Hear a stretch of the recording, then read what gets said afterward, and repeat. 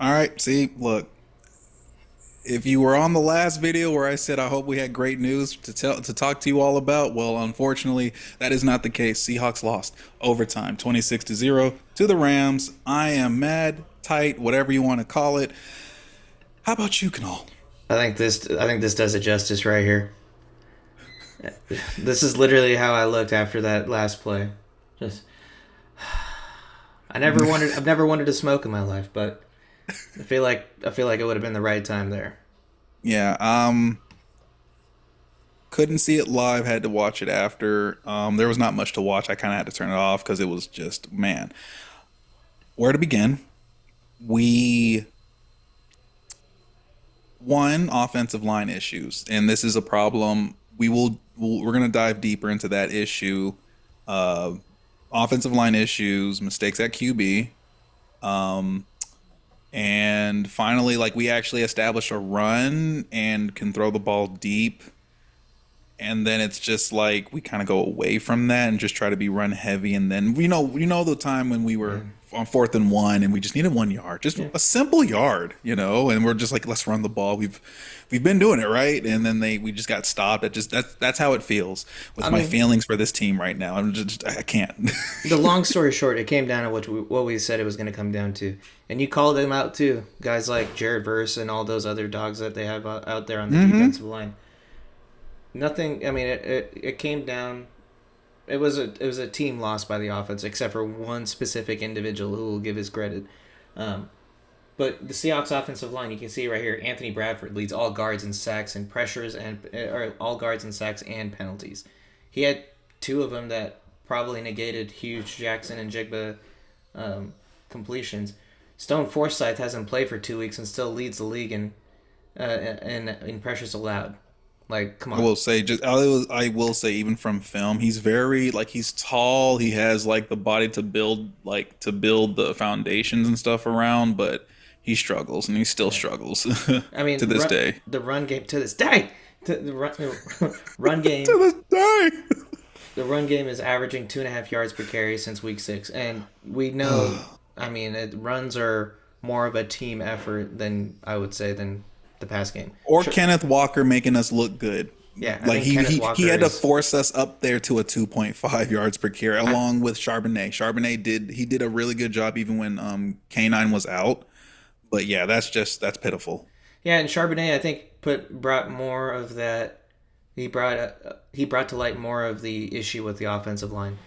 Like if you're a running back playing for the Seahawks, you're not running between the linemen because you know those gaps are Hmm. cooked.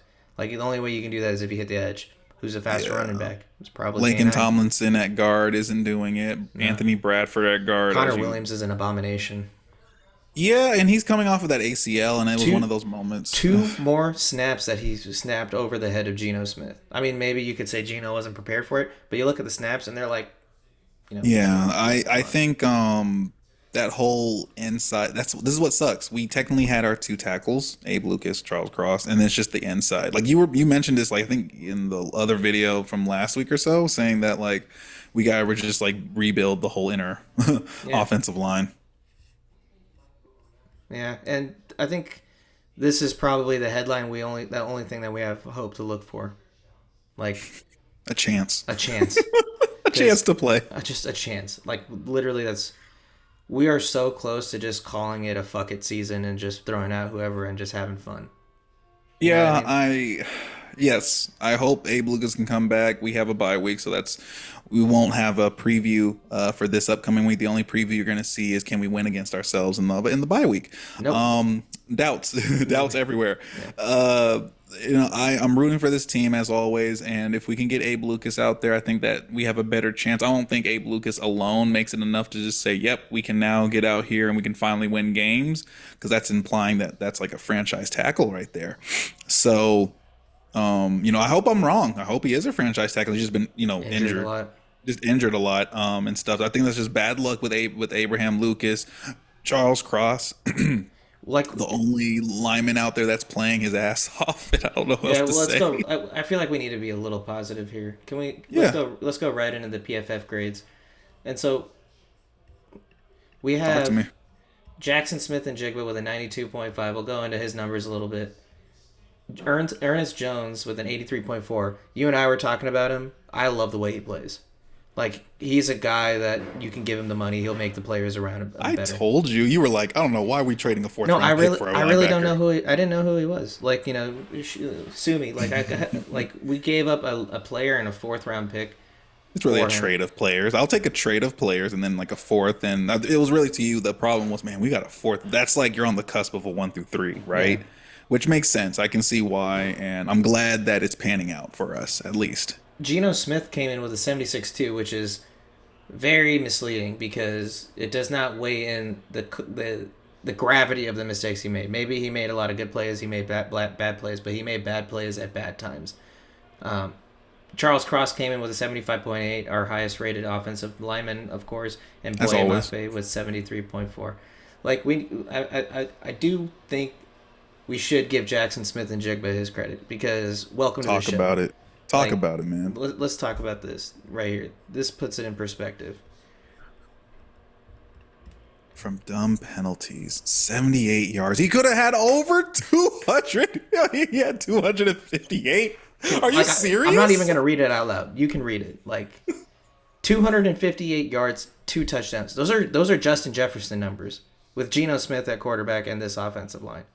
And Okay, so the only thing he doesn't have is the 78 yards because he has the 13 receptions for seven for 180. That's just 7 for 180 and 2 touchdowns. That's tough because I love that from a pick that finally he had a game. You know what I'm saying? He had a game. he That's all I have to justified say. that first. Like he showed what that first round pick was all about. He showed why he was the first wide receiver taken off the board. And Tyler Lockett was serviceable. Three for Yeah. 63 and a touchdown. What else do you need besides? I personally think I don't know because we have Cody White who came in and he actually had some really interesting catches here and there. For his 2 for 44. It's just like, man, can we get I don't know. It's like we can pass, but then we can't pass, if that makes sense. If that makes sense to you. Like, it's like we can pass the ball, but then we don't pass it when it sometimes counts. And I don't know. I just feel like we're just kind of up in the air.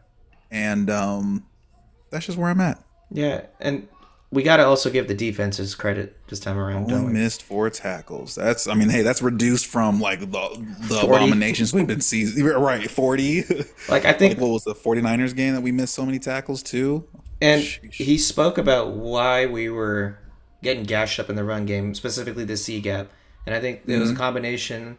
I think we've all seen that play where Jerome Baker, like, I think he was lined up over the C gap, and then he just hops right over to the nose tackle. He made a guess at like probably let me just shoot and then the it A just- gap or something. This was against the Giants, and then I think Tracy just gutted us for like a 30, 40-yard run. Yep. And so, like, I think that you have that. I think that those kind of mistakes are starting to be fixed, which is what you want to see as a defensive coach. 26. Look, we lost in overtime 26-20. Now we're not being beat like 31-10, but don't get it twisted. We don't like a loss, right? So And then defense was playing. The defense, I can't. I mean, I know they had their mistakes, but like defense played out. 'Cause at this point, it was the offense that was lacking when it counted. yeah, I mean, even right here, it's I think it says Seahawks forced 7 Rams drives to end in a 3-and-out. That only happened one in 115 previous games that Sean McVay was head coach. Less than 1% of the games with Sean McVay as a head coach. That's unreal.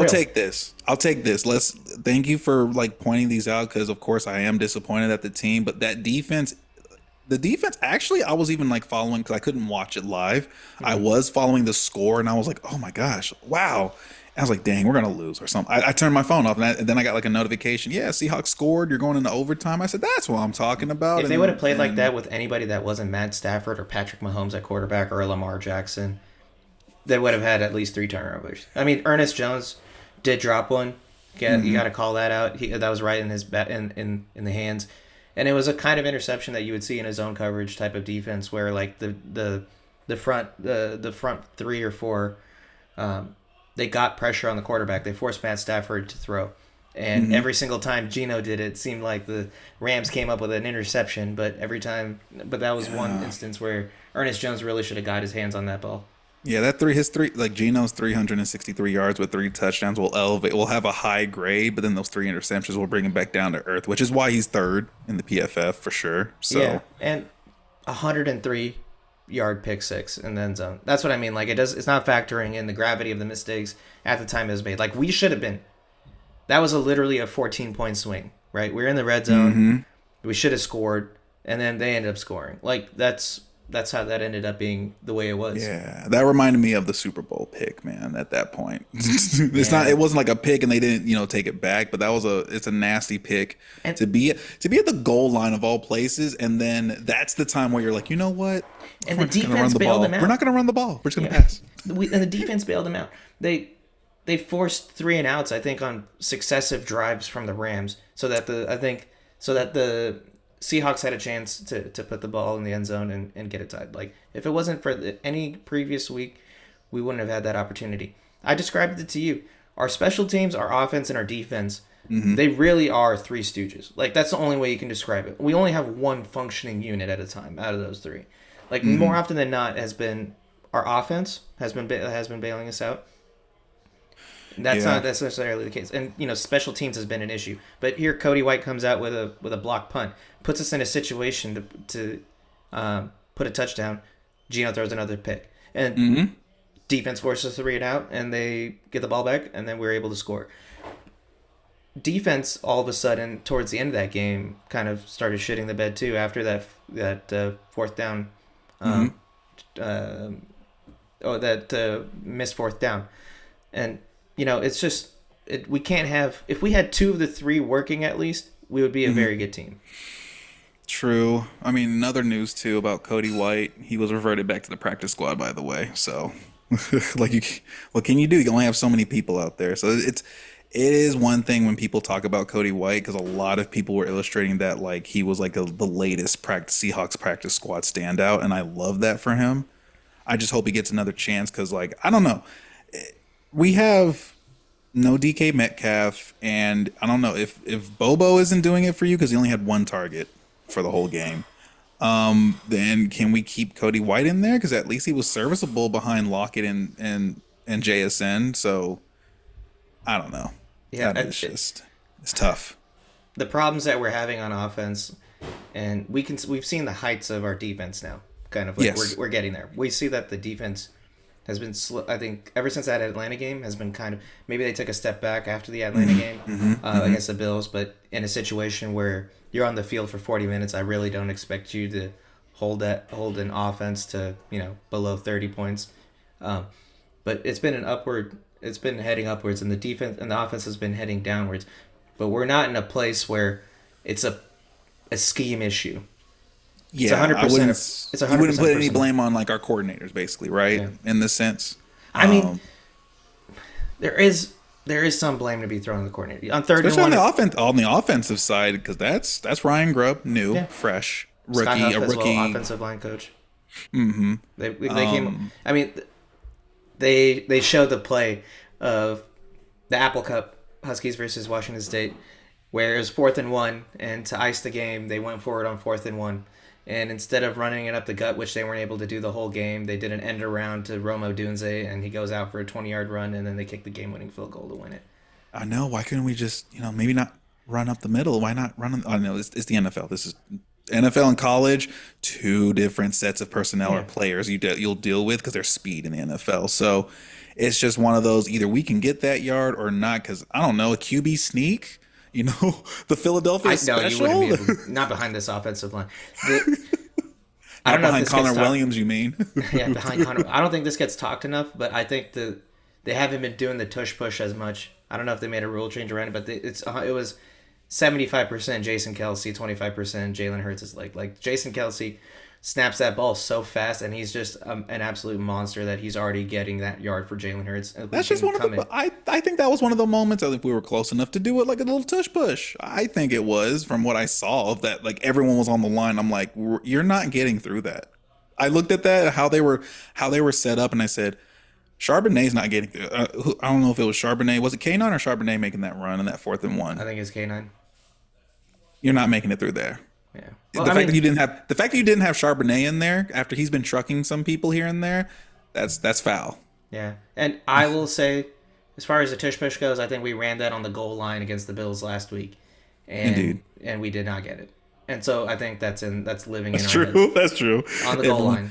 everyone's like, "What are you talking about, Adam?" Like, y'all failed last week against the Bills. There you go. I mean, obviously, it's a different day. Different day, anything can happen. But I'm just calling it out. I agree. The play call just wasn't the right play call on a play call that, on a day where your offensive line is playing a yard behind the line of scrimmage as soon as the ball is snapped. You're basically getting no push whatsoever. Yeah. And they went over that left side because that's the only side when you're as one dimensional of a unit where everybody knows if you're going to try to run any set of play, it's coming on the left side because that's the only guy that they have actually holding it down. Then you Yeah. can you essentially eliminate the other side of the field. But as a schemer, that's when you do certain like you try to do some trickery like with an end around. You could do Jackson Yeah. Smith and If we don't Jigba have a around the back. penalty, if we don't have a penalty, bringing it all back. 258 yards, dude. Could you imagine if Jackson Smith and Jigba put up that many yards?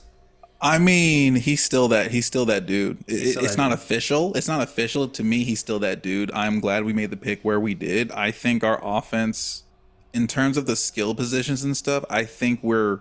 I know Gino's making more mistakes because he's putting more effort in that ball. Granted, though, Stafford was throwing this ball 44 times in this game compared to Gino's 34. So Gino just is not being efficient as he used to be. And granted, he's been trying to take the blame as of late. I think Yeah, after you this gotta last game, respect he that. like I can't. I have to sit here and be like, not for this game, Gino. He's not watching this, but maybe he could.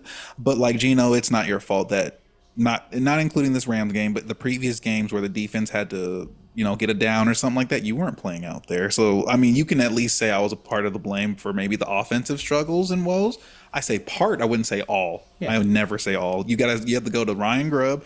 You got to go to Coach McDonald. You got to go to all your receivers, all your offensive linemen, each four out of the five, because one we know at least one's playing their ass off out there. And don't get it twisted, it is not an easy league to do all this in, but we expected better, and it's really just like it's very infuriating how like we're 4-5, but it's like we really could have been at the very least like what 7-2. We could have been 7-2, maybe 6-3. Give some of those losses in there, but like we could have been higher up. But alas, here we are. We are fourth, I believe, in the NFC West. Because we haven't faced anybody yet. We just finally faced some people in the NFC West, and we said, you know what? Let's just lose. Yeah, at home. Let's lose. At Let's home. lose the games at home of all places, right? It feels nice, right? I hate it. No, love the 12s that are out there, but otherwise, it's definitely the offensive line woes. I at least want to That's see where it what this starts. offense, yeah, because I want to see what this offense can do if you give them like an average, like a middle of the line. If you're We're not even telling, in middle ground. yeah, they just have to be average. Can we disagree? No quarterback Yeah, in the league is going to get a perfect pocket every snap of the play, and it's the same criticism that I gave Daniel Jones. That when we were playing the Giants, if you get in yep. his face, he will make mistakes, and you got to capitalize on it. Mm-hmm. And it seems like the same criticism could be leveled at Gino. You get in his face, and he's gonna either take a sack where like if the pocket collapses around him a little bit, instead of trying to maneuver. Even though he was praised for how he was maneuvering the pocket against Atlanta, and that ended up being one of our best offensive games. I don't know what happened between then and now. Well, remember that Atlanta has issues at the D line. Like Yeah, but they're they actually still. ranked. They're in terms of pass rushing a bit. That's why everyone thought they were going to get an edge. But then they said, you know what? We get a QB. Penix Jr. baby. But even then, Continue. like, is their D line worse than better than is their D line worse than our O line? Like that's hard. I mean, That's literally, there was hard. headlines. There was hard lines. There was hard lines. Headlines for that game saying the worst O line versus the worst D line. Someone's got to win this one. Who's gonna win this one? And Who's I gonna mean, win this? you made a great point. College and NFL are very different. Ryan Grubb and Scott Huff are coming from college, where a quarterback can have 8 seconds to throw the ball. You're not going to get that in the NFL. And so, when you have that amount of time, that's an absolute eternity. You can Yeah. run any sort of formation. A defensive back can only cover a wide receiver for probably 3 to 4 seconds. I mean, that's actually probably on the high end. I think I've heard, 2 to 3 seconds before your defensive line should get home and get in the quarterback's face. So you're not going to get this. Do you remember when the Red Rifle came to the Seattle? I think it was either last year or 2 seasons ago, and he like had the perfect pocket the whole game. Had a career year. It was 2 years ago. He had a career year and everything. Yeah, I want that for Gino, but like every week. Every week. It's the same shit, different day. God damn it. I don't know, man. You know what I'm trying to say is that it starts with the offensive line. Mm-hmm. Gino, you Starts can't in the be, trenches. You said it before. it's always. I mean, that's our motto at this point. That's all we ever fucking talk about. But Gino, you shouldn't be making the mistakes that you're making for sure. I mean, I think they replayed the first pick or the second pick. He got hit on the elbow. Maybe first pick he threw it behind Jackson Smith and Jigba, and he even in a situation where it's perfect. Third pick, I think maybe you can make an argument on a hold on AJ Barner, but are you just was that just a rhythm throw? Are you not actually that was very much a I think Super Bowl I think 49. it's an issue. I think Gino, my man. I think you're trying to be a hero when you don't need to be a hero. He doesn't, and he shouldn't have to be a hero. Sam Darnold doesn't have to be a hero. You know, like he's got a fantastic offensive line. I'm going to say this because I think Field Goals has said it, so I'm not going to act like I'm the original person, but I don't think our roster is good enough to handle bad offensive line play as of right now. Our roster isn't strong enough to handle bad offensive line play. You mean strong enough in which Like regards? we still can't uplift the team to get past that issue because that's how that's how good decent our roster is. It's not as good as we think it is yet, but it's also because like our team as a whole, like our defense isn't that well to where a bad offense, like we can't get rid of that bad offense, like we can't get around the bad offensive line play. Like every time, most games that we're losing, we keep coming back to the bad offensive line play, but our team isn't like, it's not like we have like a great running I'm trying to think, like a Bijan Robinson or like a, I don't know, like Sonic Derrick and Henry. Knuckles, Derrick Henry, Sonic and Knuckles from good old Lions or anything like that. We don't have like people that can make our offensive line look good, even though they're not good right now Yeah. as a unit. And So I think, well, I don't think we should make a mistake. Make no mistake here. Like those guys are doing well because of elite offensive line play as well. And that, I'm not saying good or great, elite. Like they're the best offensive lines. The two teams we named off right there. And so, I mean, you can see, like, I think Jahmyr Gibbs had an 18-yard touchdown run. Didn't Penei Sewell seal that edge? Didn't even get beautifully. touched all the way to the end zone on an 18. There's something about seeing an offensive line. There's something about seeing one offensive lineman just opening up a gap for the running back to either go score or just make a big gash play, either or. And You know, so like I think the moral of the story here is yes, there's plenty of blame to go around the offense, right? Gino should be making this mistakes he is.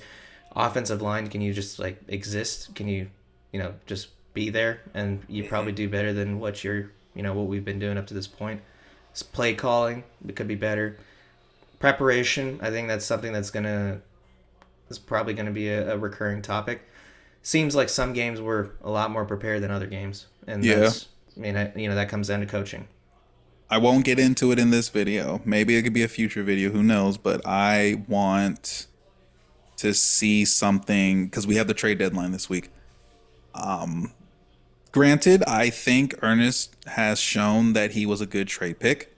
In my opinion, I think we got a solid pick. It's not like, oh my gosh, he's taking us to the Super Bowl, but like it's a serviceable pick that helps, make the team better as a whole.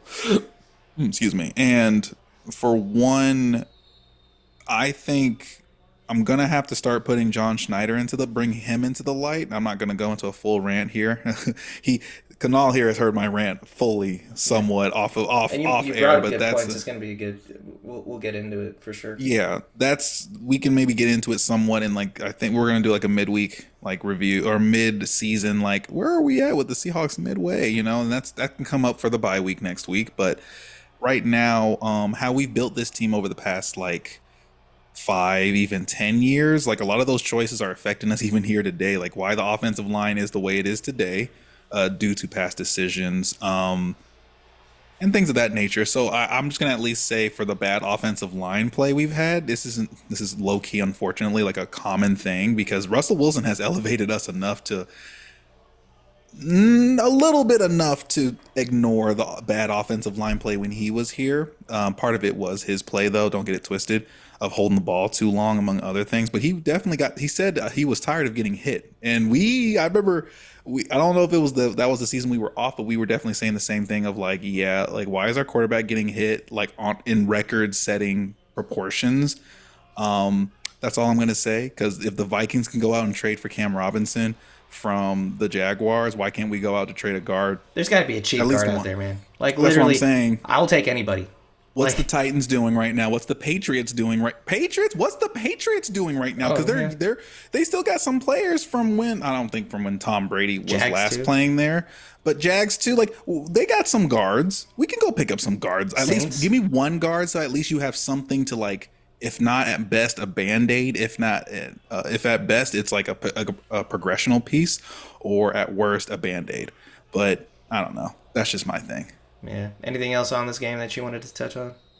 Um, Demarcus Robinson is like my sole enemy now. He's just too good. The Rams. Why do you keep finding receivers like hey Rams fans?